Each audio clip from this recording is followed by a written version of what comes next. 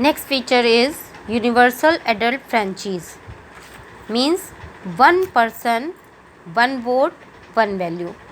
मतलब universal adult franchise ये आप लोगों ने पहले भी पढ़ रखा होगा। Democracy is based on fundamental principles of political equality. It refers to the enjoyment of right to vote by all citizens of a country without any discrimination on the basis of caste, creed, color, sex or education।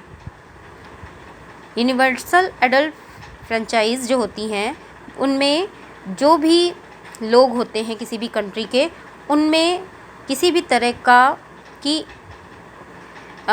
Inequality नहीं पाई जाती। कोई भी व्यक्ति चाहे वो किसी भी cast, creed, colour, sex या एजुकेशन से बिलोंग करता हो, वो उसके पास फंडामेंटल राइट होता है कि वो वोट कर सकता है और अपने द्वारा चुन सकता है किसी भी व्यक्ति को जो उनके बिहाफ पर डिसीजंस लें।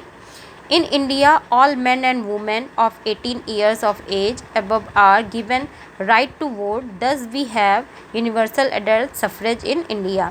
इंडिया में जैसे कि आप लोग जानते हैं कि 18 इयर्स का जो व्यक्ति हो जाता है, जो भी मैन या वुमेन, उन्हें वोट देने का अधिकार होता है और इससे कोई लेना देना नहीं कि वो किस धर्म से या किस जाति से या किस जगह से या किस एजुकेशन स्टेटस से बिलोंग करते हैं, अनपढ़ हैं या नहीं बहुत पढ़े लिखे हैं, ऐसा कोई भी डिफरेंस नहीं पाया जाता। सारे ही जितने भी सिटीजन्स हैं वो इक्वल माने जाते हैं। तो ये जो यूनिवर्सल एडल्ट फ्रेंचाइज है वो इंडिया में सबसे ज़्यादा अच्छे से फॉलो की जाती है, इसे आप बहुत अच्छे से समझ सकते हैं। Next is rule of law and respect for right. It should provide for a government that rules with in limit set by constitutional law and citizens right।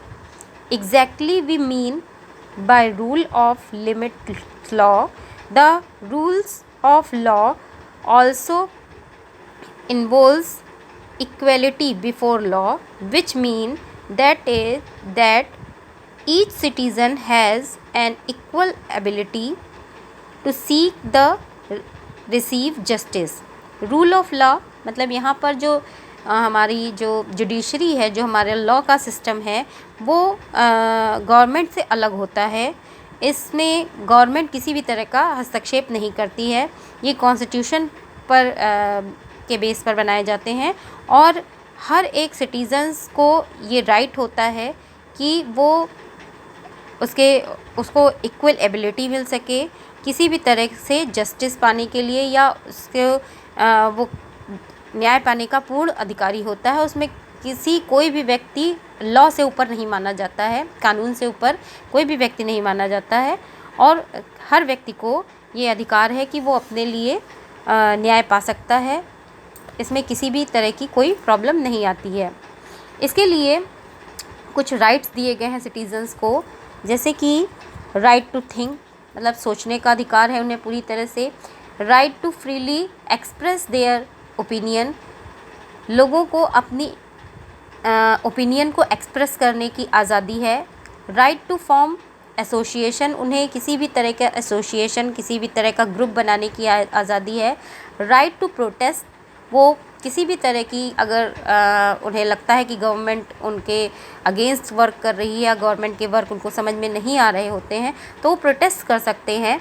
Right to political action, और किसी भी तरह का political action लेने का भी अधिकार होता है। ठीक है, तो इस तरह से ये जो rule of law and respect for right है, ये फोर्थ फीचर है डेमोक्रेटिक गवर्नमेंट का। इस तरह से मैंने आप लोगों को 4 फीचर्स बताए। फर्स्ट फीचर था only elected leaders should take major decision. Next is free and fair election. Third is universal adult franchise और fourth is rule of law and respect rights. Okay, तो आज मैंने आप लोगों को बता दिया डेमोक्रेसी की डिफिनेशन और उसके फीचर्स, डेमोक्रेटिक गवर्नमेंट के फीचर्स आपको मैंने डिफ़ाइन कर दिए। ओके।